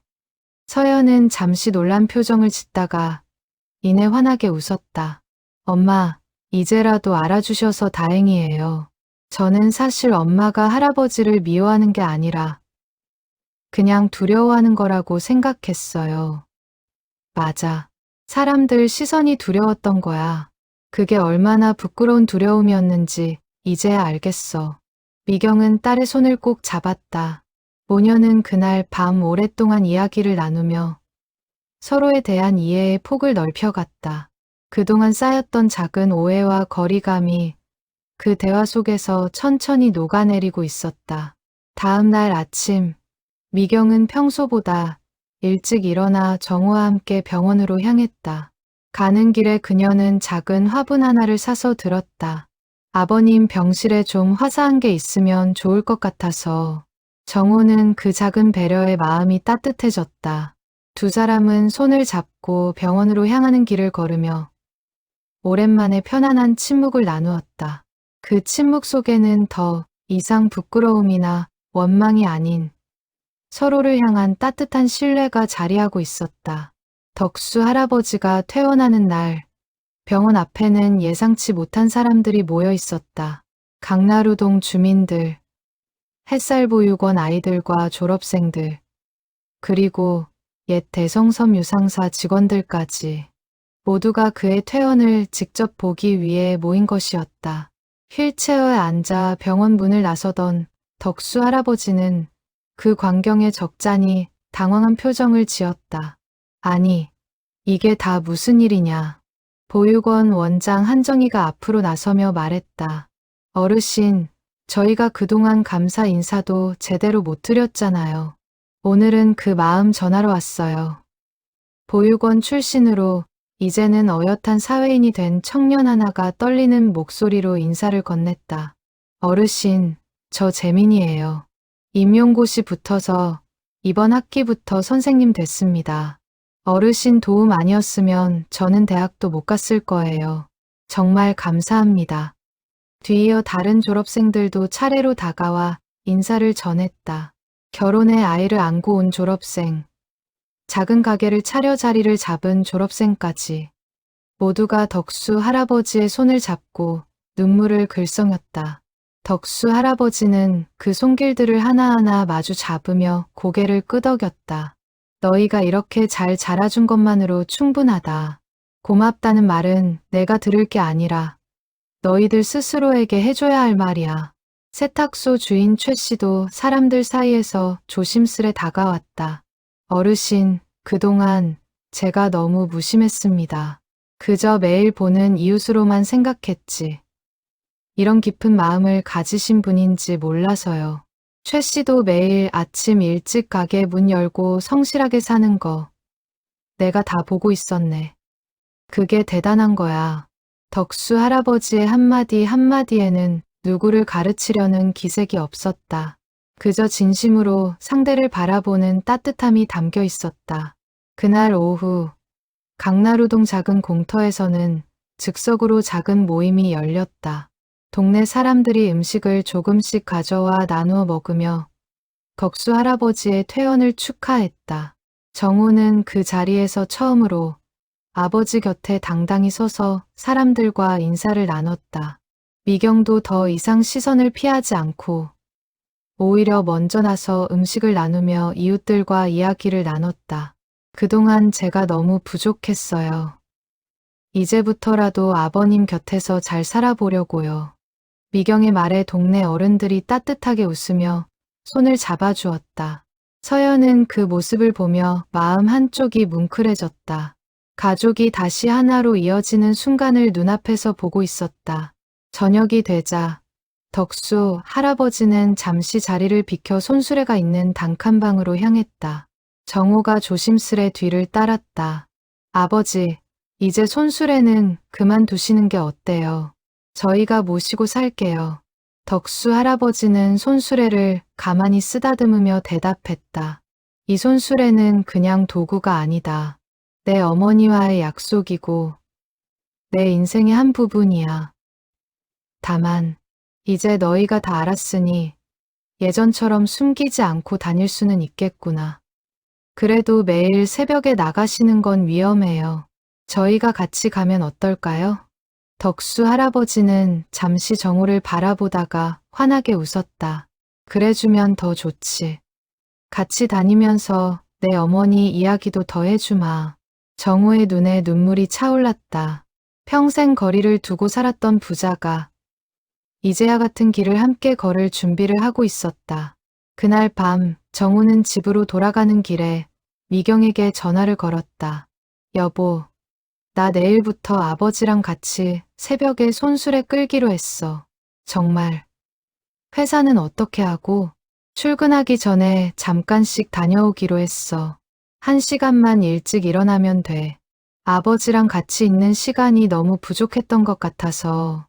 미경은 잠시 말이 없다가 부드럽게 대답했다. 좋은 생각이야. 나도 주말에는 같이 나갈게. 서연이도 데리고. 전화를 끊은 정호는 밤하늘을 올려다보았다. 별빛이 유난히 맑게 빛나는 밤이었다. 그는 문득 어머니가 저 별빛 어딘가에서 가족을 지켜보고 있을 것 같다는 생각이 들었다. 어머니, 이제 저희 가족 다시 하나가 됐어요. 걱정 안 하셔도 돼요. 강나루동의 봄바람이 두 사람의 어깨를 부드럽게 스치고 지나갔다. 소문이 퍼진 후 지역 신문사에서 인터뷰 요청이 들어왔다. 기자는 익명의 기부자, 30년 만에 정체 드러나다라는 제목으로 기사를 쓰고 싶다며 정중히 면담을 청했다. 정우가 먼저 그 요청을 아버지에게 전했다. 아버지, 신문사에서 인터뷰하고 싶다는데 어떻게 할까요? 덕수 할아버지는 단호히 고개를 저었다. 그건 안 된다. 순자랑 약속한 게 바로 그거였어. 이름도 얼굴도 알리지 않는 거. 이미 너희가 알게 된 것도 어쩔 수 없는 일이지만 더는 떠벌리고 싶지 않다. 정호는 그 마음을 이해했다. 그는 기자에게 정중히 거절의 뜻을 전했다. 저희 아버지는 그저 조용히 지내고 싶어 하세요. 죄송하지만 인터뷰는 어려울 것 같습니다. 기자는 못내 아쉬워했지만 그 대답 속에 담긴 사연을 짐작하고는 더 이상 강요하지 않았다. 대신 신문에는 이름을 밝히지 않은 채 강나루동의 어느 노인이 평생 조용히 베푼 선행이라는 짧은 칼럼만 실렸다. 덕수 할아버지는 그 정도면 충분하다며 흡족한 웃음을 지었다. 그 무렵 또 한 명의 손님이 단칸방을 찾았다. 순자와 보육원 시절부터 친자매처럼 지냈다는 노년의 여인이었다. 여인은 덕수 할아버지를 보자마자 눈물을 쏟았다. 덕수 씨, 정말 오랜만이에요. 순자가 떠난 후로 한 번도 못 찾아왔네요. 순자가 그렇게 가르쳐준 마음을 덕수 씨가 평생 지켜오셨다는 얘기 듣고 한참을 울었어요. 덕수 할아버지는 여인의 손을 잡으며 옛 기억을 떠올렸다. 순자가 가장 좋아했던 친구였지. 종이 가게에서 같이 일했던 기억나오? 그럼요. 순자가 늘 그랬잖아요. 받은 사랑은 흘려보내야 진짜 자기 것이 된다고. 덕수 씨가 그 말을 평생 실천하고 사셨네요. 두 사람은 한참을 예시하기를 나누며 웃고 울었다. 정우와 미경, 서연은 그 모습을 옆에서 지켜보며 어머니, 할머니의 흔적이 여전히 이 세상 곳곳에 살아 숨쉬고 있음을 느꼈다. 여인이 돌아가기 전 그녀는 낡은 사진 한 장을 더 꺼내 정우에게 건넸다. 이건 순자가 결혼하기 전에 같이 찍은 사진이에요. 정우 씨도 어머니 젊었을 때 모습이 보고 싶을 것 같아서요. 사진 속에는 앳된 얼굴의 순자가 종이 가게 앞에서 환하게 웃고 있었다. 정호는 그 사진을 가슴에 품으며 눈물을 글썽였다. 감사합니다. 이렇게 어머니 모습을 보게 될 줄은 몰랐어요. 순자는 늘 정호 씨 얘기를 했어요. 가난해도 마음 많은 부자로 키우고 싶다고요. 이제 보니 그 마음이 정호 씨한테도 서연이한테도 다 전해진 것 같네요. 서연은 사진 속 할머니의 미소를 한참 들여다보았다. 자신의 얼굴에서 그 미소의 흔적을 찾아내려는 듯했다. 그날 저녁 가족들은 그 사진을 거실 한쪽에 정성스레 걸어두었다. 이제 그 집에는 두 장의 사진이 나란히 자리하게 되었다. 젊은 시절의 순자, 그리고 그녀가 평생을 다해 가르친 사랑을 받아 안은 가족들의 모습이었다. 그날 밤 덕수 할아버지는 가족들이 모두 돌아간 후 단칸방에 홀로 앉아 사진 두 장을 번갈아 바라보았다. 하나는 오래전부터 벽에 걸려있던 순자의 사진, 또 하나는 오늘 받은 젊은 시절의 사진이었다. 그는 낮은 목소리로 중얼거렸다. 여보, 이제 우리 식구들이 다 알았소. 당신이 그렇게 숨기고 싶어 했던 마음까지 다. 그래도 괜찮겠지요? 방 안에는 아무 대답도 들리지 않았지만 덕수 할아버지의 얼굴에는 오랜만에 깊은 평온함이 번졌다. 창밖으로 봄밤의 별빛이 고요히 내려앉고 있었다. 그는 사진 두 장을 나란히 세워두고 그 옆에 손수레 모형 하나를 작게 깎아 만들어 올려두었다. 오래전 순자가 좋아했던 모양 그대로였다. 그는 그 작은 모형을 손끝으로 가만히 어루만지며 중얼거렸다. 우리 참 잘 살았지요. 창밖에서 불어오는 봄바람이 방 안의 낡은 커튼을 가볍게 흔들었다. 그 흔들림 속에서 한 남자의 오랜 외로움이 비로소 따뜻한 위안으로 채워지고 있었다. 봄이 깊어가던 어느 새벽, 강나루동 골목에는 여전히 5시면 손수레 소리가 들렸다. 다만 이제는 그 소리에 한 사람이 아니라 2사람의 발걸음이 더해져 있었다. 덕수 할아버지와 정호가 함께 손수레를 끌며 골목을 도는 모습이 동네의 새로운 풍경이 되었다. 아버지, 이쪽 골목은 제가 맡을게요. 그래라. 나는 저쪽 약국 옆으로 가마. 부자는 각자의 길을 돌며 종이를 모았다. 예전처럼 부끄러움을 감추기 위해 서두르는 발걸음이 아니었다. 오히려 동네 사람들과 눈을 맞추고 인사를 나누는 여유로운 걸음이었다. 세탁소 주인 최 씨가 가게 문을 열며 2사람에게 손을 흔들었다. 오늘도 일찍 나오셨네요. 2분. 일찍 나와야 좋은 자리 차지하지요. 정우의 대답에 최 씨가 환하게 웃었다. 예전 같았으면 상상도 못했을 풍경이었다. 손수레가 가득 차면 부자는 여전히 고물상으로 향했다. 그러나 이제 그 돈은 더 이상 생계만을 위한 것이 아니었다. 정호는 아버지의 뜻을 이어받아 작은 월급에서 매달 일정 금액을 떼어 햇살보육원으로 보내기 시작했다. 미경도 동창회 모임에서 모은 후원금을 보육원에 전달하며 정기적으로 아이들을 위한 봉사활동에 참여했다.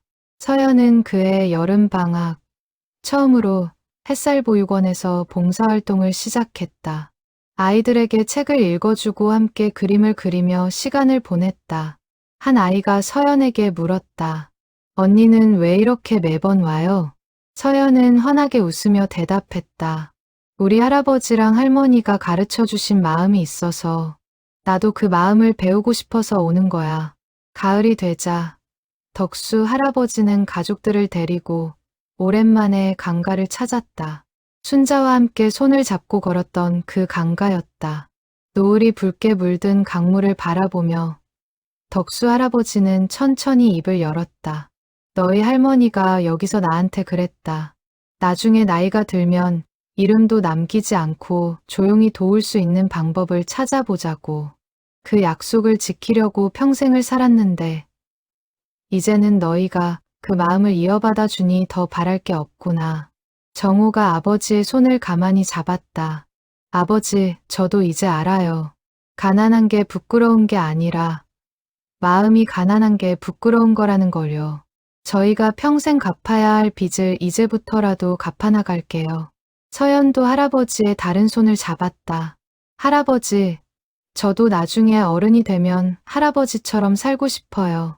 이름은 남기지 않아도 따뜻한 마음을 누군가에게 전하면서요. 덕수 할아버지의 눈에 눈물이 차올랐다. 그는 하늘을 향해 나지막이 중얼거렸다. 순자야, 들었지. 우리 가족이 이제야 당신 마음을 다 알았어. 당신이 가르쳐준 그 마음. 이 아이들이 평생 이어갈 거야. 강바람이 따뜻하게 가족의 얼굴을 스치고 지나갔다.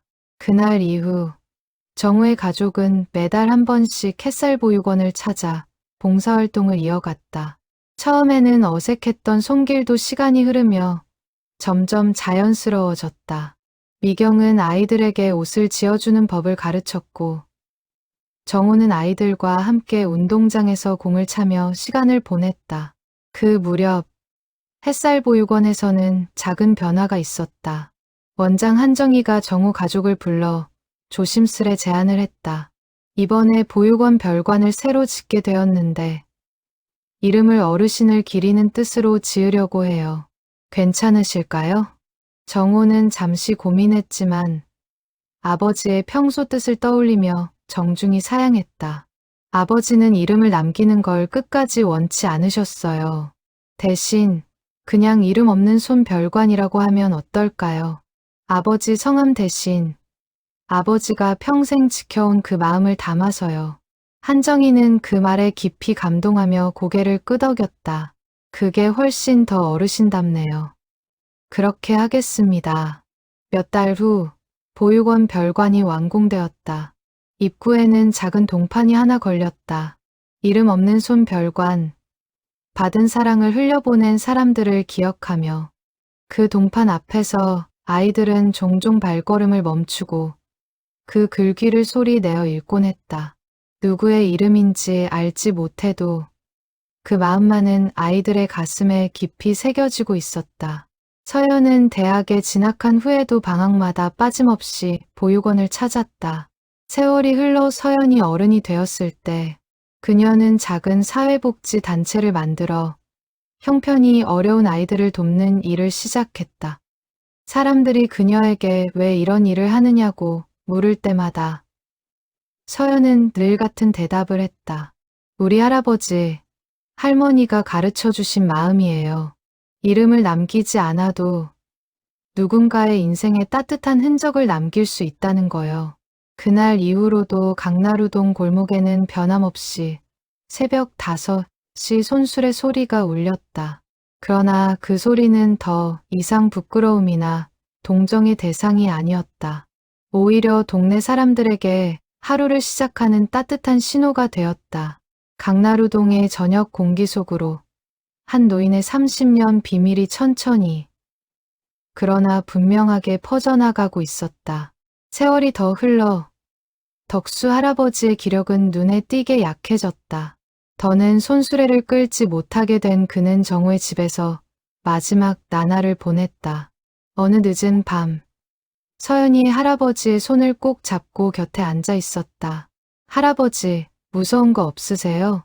덕수 할아버지는 희미하게 웃으며 손녀의 머리를 쓰다듬었다. 무섭지 않다. 순자가 기다리고 있을 테니까. 그리고 너희가 이렇게 잘 자라줬으니 나는 가는 길이 가볍구나. 할아버지, 보고 싶을 거예요. 나도 너희가 보고 싶을 거다. 그래도 마음으로는 늘 같이 있을 거야. 받은 사랑을 흘려보내는 그 마음으로 살면 할아버지는 늘 너희 곁에 있는 거란다. 서연은 그 말을 가슴에 깊이 새기며 눈물을 삼켰다. 며칠 후 덕수 할아버지는 평온한 얼굴로 눈을 감았다. 장례식장에는 강나루동 주민들뿐 아니라 그의 도움을 받았던 수십 명의 보육원, 졸업생들, 옛 회사 직원들까지 찾아와 마지막 인사를 전했다. 모두가 한 목소리로 그를 추억했다. 이름 없는 손이었지만 우리 마음속에는 가장 따뜻한 이름으로 남으셨습니다. 장례를 마친 후 정우와 서연은 손수레를 정리하며 그 안에 남아있던 마지막 공책을 발견했다. 공책 마지막 장에는 덕수 할아버지의 마지막 글귀가 적혀 있었다. 받은 사랑은 흘려보내야 진짜 내 것이 된다. 순자가 가르쳐준 이 말을 평생 잊지 않았다. 이제 이 마음을 우리 아이들에게 남긴다. 서연은 그 공책을 가슴에 품고 조용히 눈물을 흘렸다. 그리고 다짐했다. 할아버지와 할머니가 평생 지켜온 그 마음을 자신도 평생 이어가겠다고. 강나루동의 새벽은 오늘도 변함없이 밝아온다. 비록 그 손수레를 끄는 손은 바뀌었지만 그 안에 담긴 따뜻한 마음만은 영원히 변하지 않을 것이다. 이름을 남기지 않아도 누군가의 삶 속에 가장 깊이 남는 사랑이 있다는 것을 강나루동 사람들은 이제 모두 알게 되었다. 훗날 서연이 자신의 아이에게 이 이야기를 들려줄 때 그녀는 늘 같은 말로 이야기를 마무리하곤 했다. 우리 증조할아버지는 폐지를 줍는 가난한 할아버지가 아니었어. 세상에서 가장 마음이 부자인 사람이었지. 그리고 그 마음은 지금도 우리 안에 살아있단다. 아이는 그 말을 들으며 눈을 동그랗게 뜨고 묻곤 했다. 그럼 우리도 그렇게 살 수 있어요? 서연은 환하게 웃으며 아이의 머리를 쓰다듬었다. 그럼 누구나 그렇게 살 수 있어. 그저 받은 사랑을 잊지 않고 흘려보내기만 하면 되는 거야. 강나루동 골목 어귀에는 지금도 작은 손수레 한 대가 세워져 있다. 누구의 것인지 정확히 아는 사람은 많지 않지만 그 손수레를 볼 때마다 동네 사람들은 어김없이 따뜻한 미소를 짓는다. 이름 없이 흘러간 한 사람의 사랑이 여전히 그 골목 어귀를 환히 비추고 있기 때문이다.